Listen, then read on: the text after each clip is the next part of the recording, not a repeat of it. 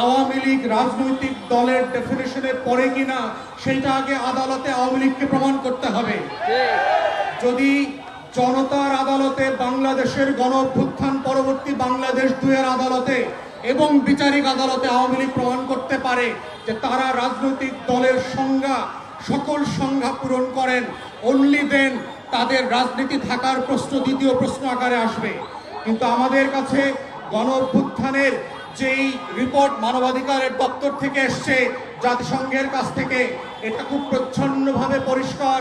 45-এ যেই যুক্তিতে এবং যেই কারণে জার্মানিতে নাৎসিদেরকে নিষিদ্ধ করা হয়েছিল, ফ্যাসিস্টদেরকে ইটালিতে নিষিদ্ধ করা হয়েছিল, ফ্রাঙ্কোর দলকে নিষিদ্ধ করা হয়েছিল, দক্ষিণ আমেরিকার প্রত্যেকটা গণ অভ্যুত্থানের বিপক্ষের শক্তিকে নিষিদ্ধ করা হয়েছিল, কঙ্গো এবং বুরুন্ডিতে সেই লাল কার্ল মার্কসের খ্রিস্টান মিলিশিয়াদেরকে নিষিদ্ধ করা হয়েছিল, জঙ্গি ট্রিপল-এক্সকে যেইভাবে ক্লু ক্লাক্স ক্লানকে আমেরিকাতে নিষিদ্ধ করা হয়েছে, তার প্রত্যেকটা সংজ্ঞায় আওয়ামী লীগ নোবেল পুরস্কার পেয়েছে।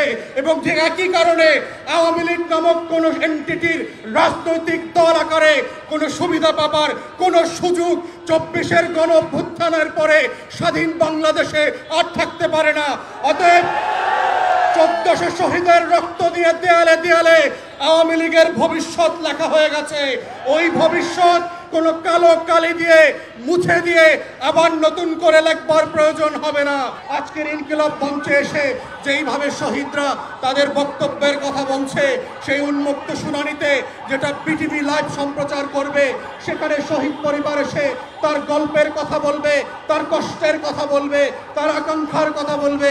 আগামী দিনে আওয়ামী লীগের রাজনীতি থাকবে কি থাকবে না সেই কথা 1400 শহীদ পরিবারকে সিদ্ধান্ত নিতে হবে। কোন সুশীল উপদেষ্টার কথায়, কোন শাশুড়ির কথায়, দিল্লির কথায় সেই সিদ্ধান্ত হবে না। আমাদের বক্তব্য খুব পরিষ্কার।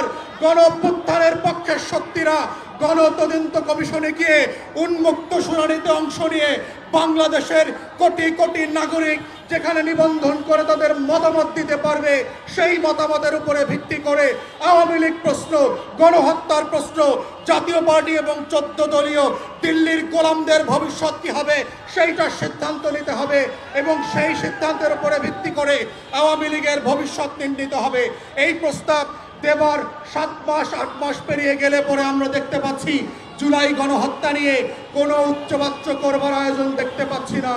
জুলাইয়ের গণকবর যেইটা আমরা আগস্ট সেপ্টেম্বরে ভিজিট করেছি, সেইখানে উপদেষ্টাদের যাবার কোনো মদত দেখতে পাচ্ছি না।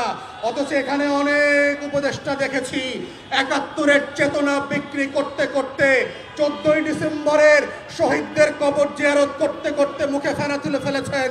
কিন্তু রায়ের বাজার বধ্যভূমিতে জুলাইয়ের 114 শহীদের কবর জিয়ারত করার সময় তাদের নাই।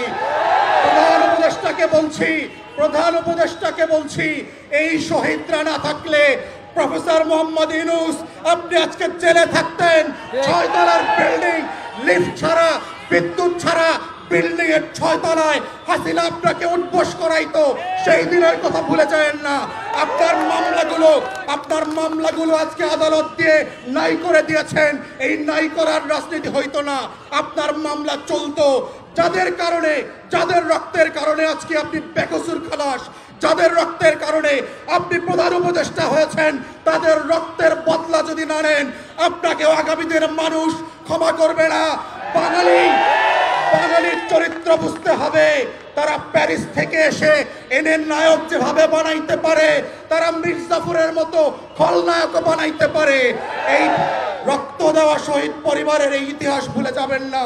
তাই আমাদের বক্তব্য হচ্ছে গণতদন্ত কমিশনের মধ্য দিয়ে আওয়ামী লীগ প্রশ্ন রিজলভ করেন। এবং আমরা বারবার বলেছি বিভিন্ন প্রেসে এবং টকশোতে কি অপশন হতে পারে। প্রথম অপশন হচ্ছে নাৎসি মডেলে আপনি আউটরাইট আওয়ামী লীগ, জাতীয় পার্টি এবং 14 দলকে নিষিদ্ধ করে দেবেন। দ্বিতীয় অপশন হচ্ছে যদি ট্রুথ অ্যান্ড রিকনসিলিয়েশন ফর্মে যান সাউথ আফ্রিকার মডেলে, তাহলে কাদের বিচার করবেন, কোন কোন অপরাধের বিচার করবেন, আর কাদেরকে তওবা কমিশন করে হেফাজতের আলেম ইউনিয়নদের সামনে ক্ষমা চাওয়া মাফ করাইতে হবে, সেইটা আলাদা করতে হবে।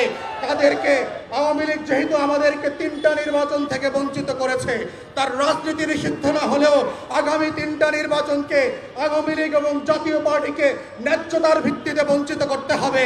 কারণ সেই জাতিকে নির্বাচন করতে দেয় নাই, ভোট দিতে দেয় নাই। আওয়ামী লীগের কোনো পদস্থ নেতা ওয়ার্ড ইউনিয়ন থেকে শুরু করে যারা এমপি মন্ত্রী হয়েছে গত 16 বছর, তারা বাংলাদেশে আর কোনোদিন রাজনীতি করতে পারবে না।